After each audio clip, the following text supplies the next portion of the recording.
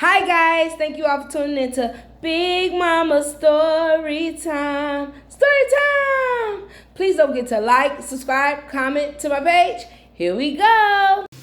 Hi guys, thank you all for tuning into Big Mama Story Time on today. Today I will be reading to you guys a Disney's Christmas Storybook collection. Alright, let's get into this. See what our next story is. Alright, our next story is Tangled, Ghosts of Christmas Past. 255. Okay.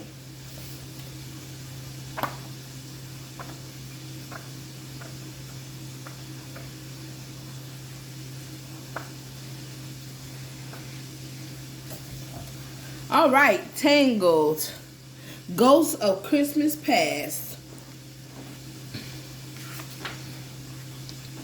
It should have been a joyous time. Christmas was coming. Rapunzel's first Christmas since returning home to the castle. She had spent every Christmas locked away in Mother Gothel's tower since she was a baby. The castle halls were decked with boughs of holly. The butlers had just chosen the royal Christmas tree. Everyone did their best to spread holiday cheer. Even the crankiest townsfolk were merry. But in the royal family, one person was not ready for a happy holiday. No way. Said Rapunzel. I refuse to celebrate Christmas. What? Cried Eugene. Why don't you want to celebrate the most wonderful holiday of the year? Rapunzel looked shocked. Wonderful, she said. I think you mean terrifying? Eugene was confused until Rapunzel shared her memories of Christmases spent in Mother Gothel's tower. You know how it is, Rapunzel said. There's all of that eerie Christmas music. Mother Gothel sang it nonstop at Christmas time. I hate chanting and growling. That didn't sound like any Christmas music Eugene had ever heard. But he let Rapunzel continue. Mother Gothel also told us the tale of Nicholas, the ghostly Christmas elf, how he creeps into children's rooms on Christmas Eve and steals them away. It kept me up at bedtime. Rapunzel sighed and shrugged. But I guess that's why all kids have trouble sleeping on Christmas Eve.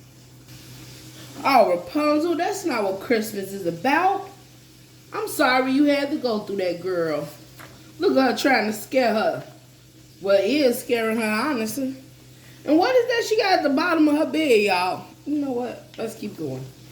Actually, no, Eugene said. That's not what Christmas is like at all. It was clear to Eugene Mother Gothel had made Christmas sound frightening on purpose.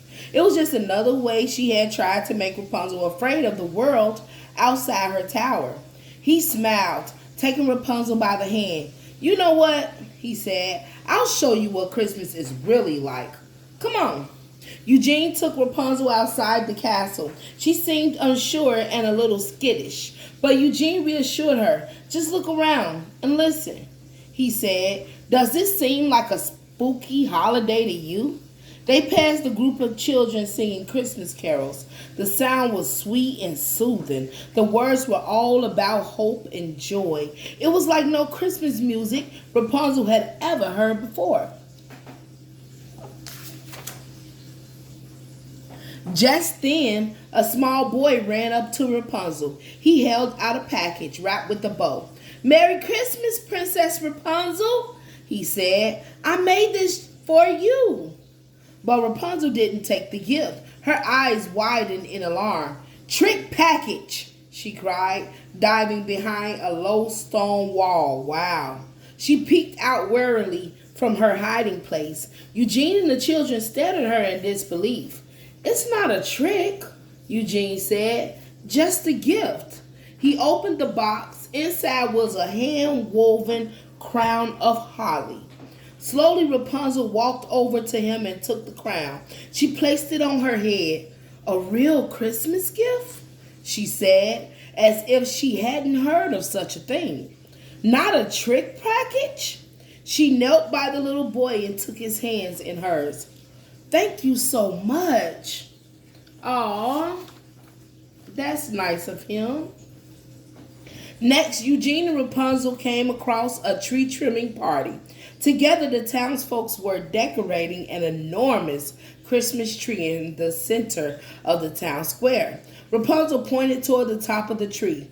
"You need a lot more charms up there," she advised, "if you want to scare off the ghostly Christmas elf." She picked up one of the ornaments, and I'm not sure these charms are anywhere near scary enough. Eugene took her aside. "They're not charms," he explained. "They're ornaments for decoration." Rapunzel looked confused. "Oh, well, then how do you keep the Christmas elf away?" Eugene couldn't help laughing. "Okay, next lesson." Yeah, cuz what? They went back inside the castle where Eugene read to Rapunzel from several books about St. Nicholas. "Oh, we had this one at the orphanage," Eugene said, holding up a red and green book. "See, St. Nicholas isn't a ghostly Christmas elf. He's a jolly old fellow who travels far and wide on Christmas Eve, bringing gifts to all the boys and girls around the world." Eugene showed Rapunzel drawings of a smiling bearded man carrying a sack full of presents. Definitely no kidnapping. Rapunzel and Pascal looked at each other, marveling at the idea, and to think of all those Christmas Eves they spent huddled together by the fire, too afraid to sleep. "You mean children have trouble sleeping on Christmas Eve because they are excited?" she asked. Eugene nodded. "That's right," he said. "So now that you know what Christmas is really like, do you think you might be interested in celebrating it this year? For real? For the first time?" Rapunzel's face lit up. "Yes," she replied, and she sprang into action. This was going to be the best Christmas ever. For weeks, Rapunzel lived and breathed Christmas, enjoying everything that the holiday season had to offer. Everything she had missed out on while living in the tower. In the castle kitchen, she helped bake dozens and dozens of Christmas cookies.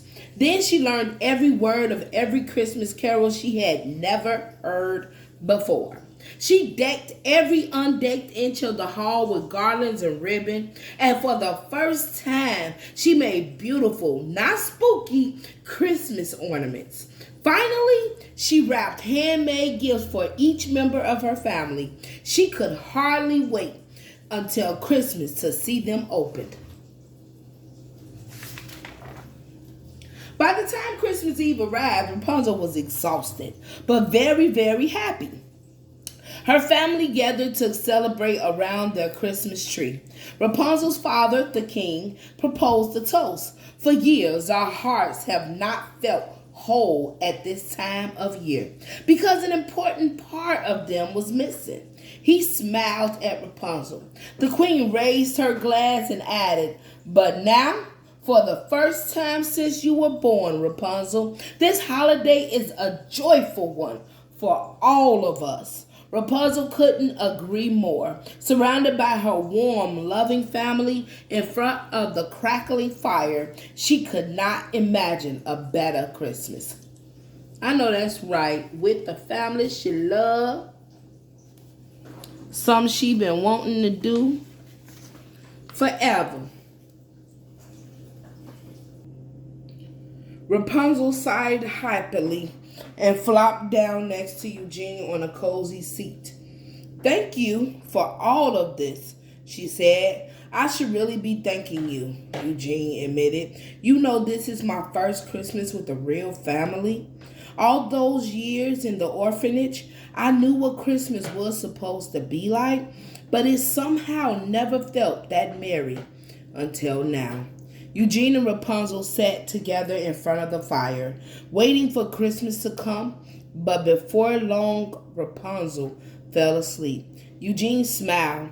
After all those spooky, sleepless Christmas Eves in the tower, Rapunzel had certainly earned a peaceful holiday. It had been a wonderful Christmas Eve, and there would be many more like it for years to come. Aw. All right, guys, that was Rapunzel. Let me see what that was, y'all. Rapunzel, Ghost of Christmas Past. All right, guys, thank you all for tuning in to Big Mama Storytime. Please don't forget to like, subscribe, share this video if you haven't done so already. All right, guys, thank you all for tuning in. Bye.